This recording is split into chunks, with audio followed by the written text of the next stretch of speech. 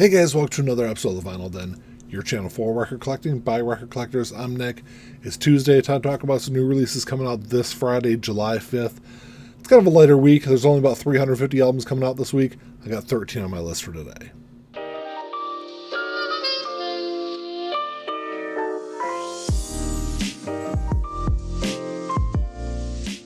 There's a bunch of links down below. You got links for the Vinyl Den Facebook group, for the merch page, for the Spotify and Apple Music playlist that I put together every week, and the Patreon page. So make sure you check all that out. Like always, if you enjoyed the episode, make sure you give me a thumbs up, hit that subscribe button down below, and make sure you hit that notification bell so you're notified every time I release new episodes.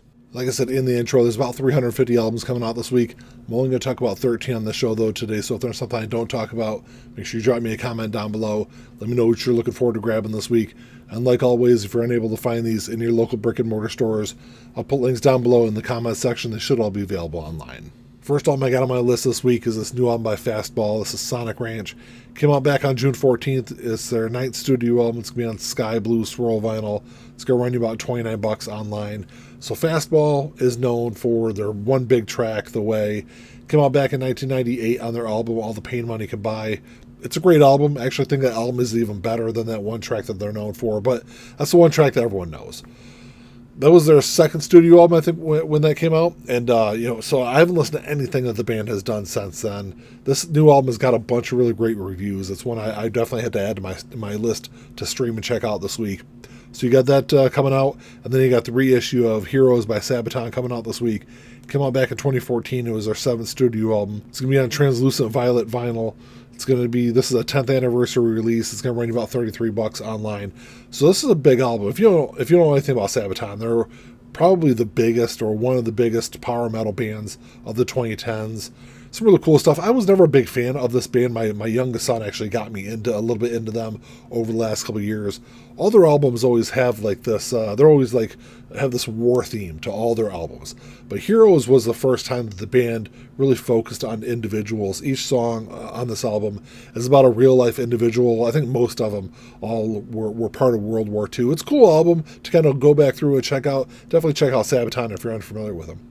There's two really interesting jazz releases coming out this week. They're both part of the Blue Note Tone Poet series. I love this. This series and the classic series, I've discovered so many great jazz albums through both of those over the last couple of years. They sound great also. They're always mastered by Kevin Gray from the original analog tapes. They're pressed at RTI. They're going to be some of the best sounding jazz albums that you can pick up.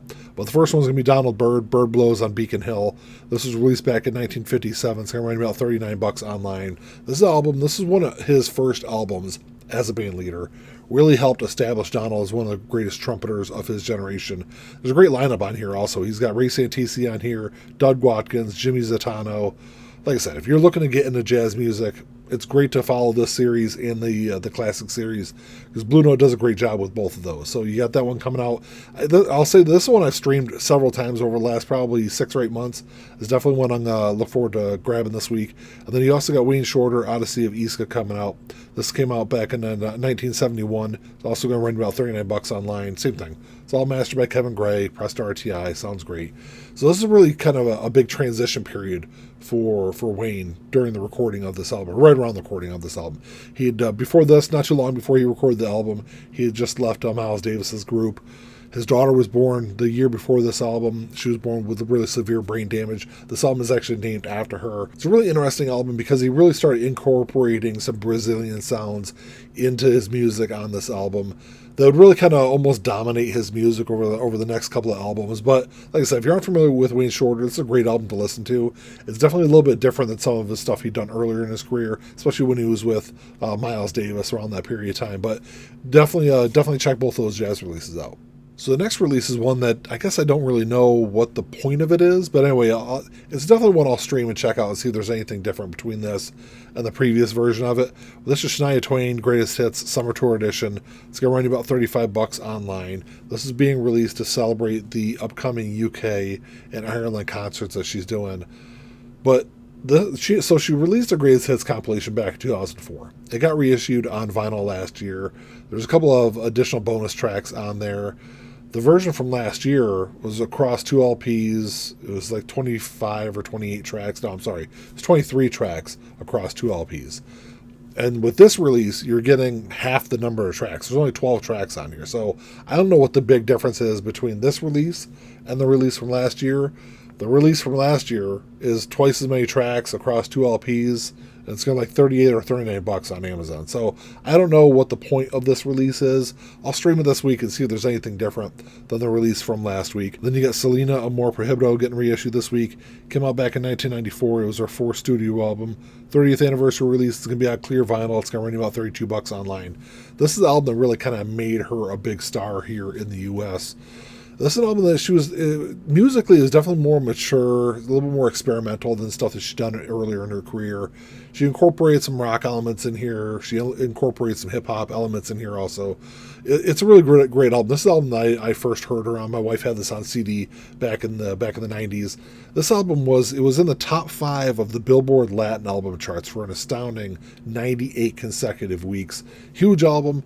I think it's probably the best thing she ever did in her career. There's also a Record Store Day release that's getting reissued this week. This is the soundtrack for It Was a Short Summer, Charlie Brown.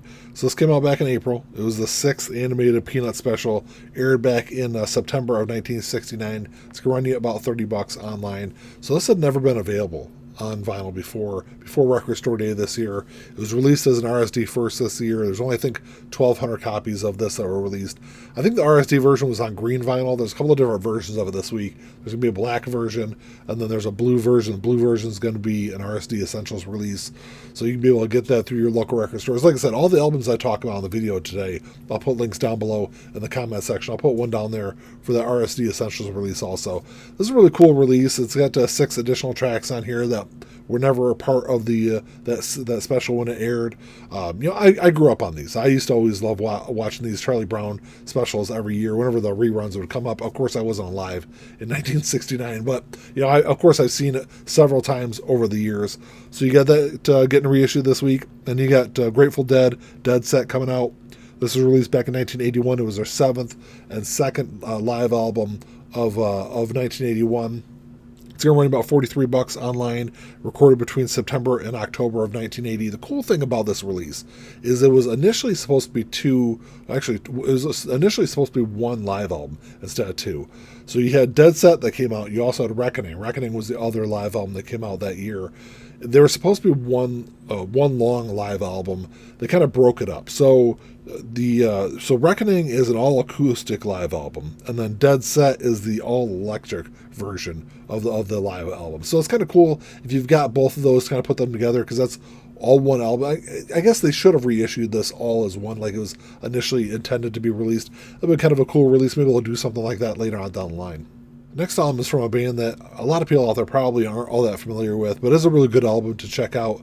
This is Hot Mulligan, You'll Be Fine, released in 2020. It was their 2nd studio album. It's going to run you about 24 bucks online. So this is a emo band started here in Michigan. I know a lot of times they're kind of lumped in with a lot of the other like newer pop punk bands. I don't really classify them. I think they're more emo than anything else.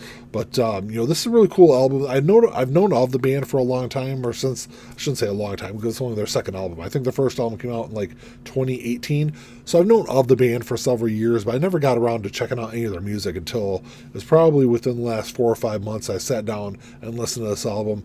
And so this album has a lot of their most popular songs on here. Their most streamed song is on this album, which is Equip Sunglasses. Like I said, cool band to kind of go back through and check out if you're unfamiliar with them. And then you've got Rarities coming out this week. This was released back in May, but it was like a really limited release when it first came out. There's only 400 copies that got pressed on vinyl. It was on red vinyl when it got reissued or got released. And now getting reissued this week is like the wider release. It's going to be on black vinyl. It's going to run you about 24 bucks online. So these are all rare demos and live recordings. Of course, Ratt, one of the biggest 80s metal bands out there. They actually just had a big box set that got released last year. I think this would be a really good companion piece for the box set. But there's 11 tracks on here, demos and live versions of some of their best known music. It's definitely one I'll check out this week. And then the last 3 albums on my list are the first 3 albums from the group Babymetal. The first one is their self-titled debut album from 2014. It's going to be on silver vinyl. It's a 2 LP release. It's going to be 40 bucks online.